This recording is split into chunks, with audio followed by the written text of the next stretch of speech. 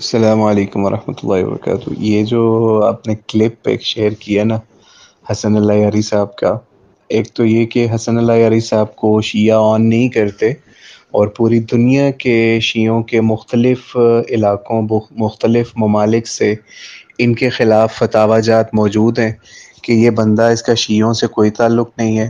بلکہ یہ جو ہے اس شیعوں کے نام کے اوپر پیسہ لوگوں سے وصول کرتا ہے۔ اور ایون ایسی اس نے اپنے فتوے نکالے، اس بندے نے، حسن اللہ یاری نے، کہ اس نے خمس تک جو ہے، جو کہ خاص ایک معاملہ ہوتا ہے اہل بیت کے حوالے سے، اس نے وہ تک ڈیمانڈ کیا لوگوں سے، یا لوگوں نے اس سے پوچھا تو اس نے وہ تک لوگوں کا کھایا ہوا ہے، یا ان سے مانگتا ہے کہ مجھے سپورٹ کریں۔ بہرحال عرب دنیا کے اندر اس بندے کو یہ جب دال نہیں گلی تو عرب دنیا کے اندر کافی لوگوں نے اس کو ذلیل و رسوا کیا، اور بہت سے مناظروں کے اندر اس کی جگہ سائی بھی ہوئی، اور بہت لوگوں سے یہ بندہ بھاگا بھی مناظروں سے، کیونکہ اس بندے کا کام یہی ہے کہ یہ مختلف روایتیں اہل سنت کی لے کے نا تو ان کے اوپر اپنی دکان کھڑی کرتا ہے، اور اس کے اوپر جو ہے وہ غلط معنی اس کے اوپر پہناتا ہے۔ اور اصل حقیقت کیا ہے، جو اہل سنت اپنی روایت کے بارے میں خود بتائیں گے نا کہ ان کی اس روایت کا کیا مقصد ہے، تو اس روایت کے اندر جو آپ نے یہاں پہ بھیجی، جو صحیح مسلم سے ہے، جس کے اندر جو ہے، جو اس ویڈیو کے اندر بیان ہوئی، اس کے اندر اس چیز کے اوپر اختلاف پایا جاتا ہے 1405 نمبر روایت کے اوپر، کہ یہ نکاح متع کے حوالے سے ہے یا حج تمتع کے حوالے سے۔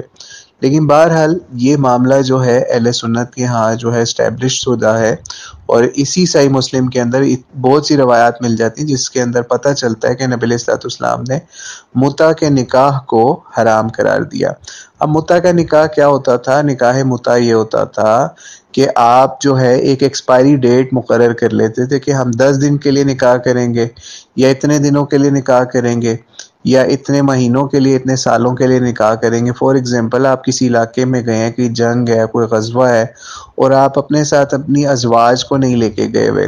تو وہاں پہ آپ کو ضرورت پڑ جاتی ہے کہ اب آپ کیا کریں جنسی طور پہ معاملات کے لیے، تو اب وہاں کی عورت سے نکاح کر لیا جاتا تھا۔ اس علاقے کی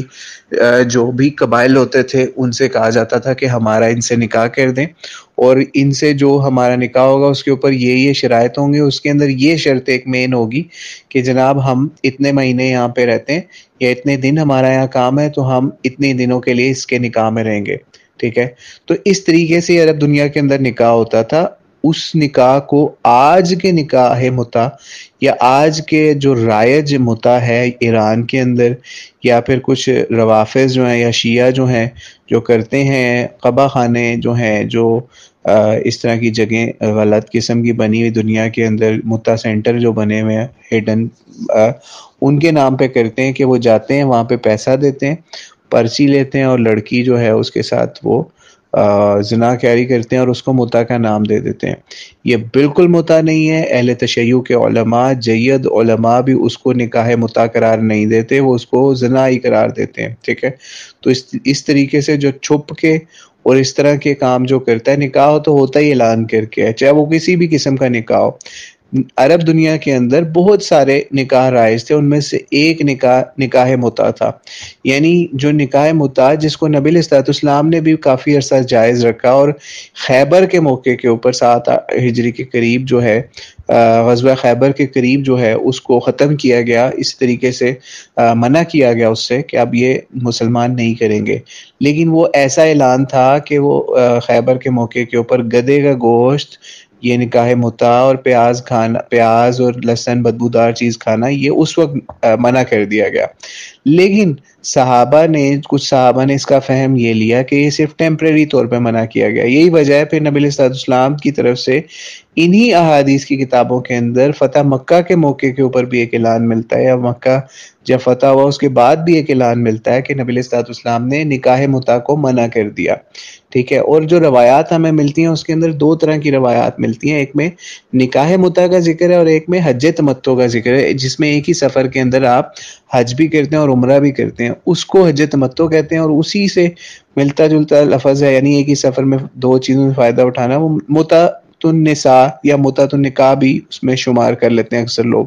تو اس سے روایات کے اندر کنفیوژن بھی اکثر ہو جاتی ہے، جب تک اس کے اندر نکاح کا لفظ نہیں آتا، یا نساء یا عورت کا لفظ نہیں آتا تو اس وقت تک وہ اس روایت کا فہم صحیح طریقے سے کلیئر نہیں ہو سکتا۔ یہی وجہ ہے کہ جب یہ حضرت عمر کے دور تک، یعنی حضرت ابوبکر کے دور میں بھی اور حضرت عمر کے دور کے اندر بھی، یہ نکاح متع جو ہے مختلف علاقوں کے اندر، کیونکہ دور دور علاقے تھے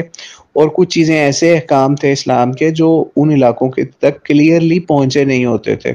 تو پھر حضرت عمر تک یہ شکایتیں پہنچنا شروع ہوئیں کہ اس طریقے سے نکاح متع جو ہے ابھی تک چل رہا ہے اور لوگ کر رہے ہیں اور اس کا غلط استعمال شروع کر رہے ہیں۔ پھر حضرت عمر کے دور کے اندر بہت سے صحابہ نے پھر اس کے حوالے سے جب شکایتیں آئیں تو پھر انہوں نے کہا کہ اب اگر کوئی یہ بندہ کرے گا نا، کیونکہ کچھ ایسے معاملات ہوئے، کچھ روایتوں کے اندر ملتے ہیں کہ حضرت عمر کے دور کے اندر جو ہے وہ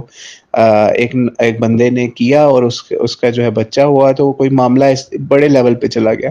تو پھر انہوں نے اس کا منع کر دیا کہ نبی علیہ السلام نے اس طریقے سے منع کیا تھا، تو اس لیے ہم اس کو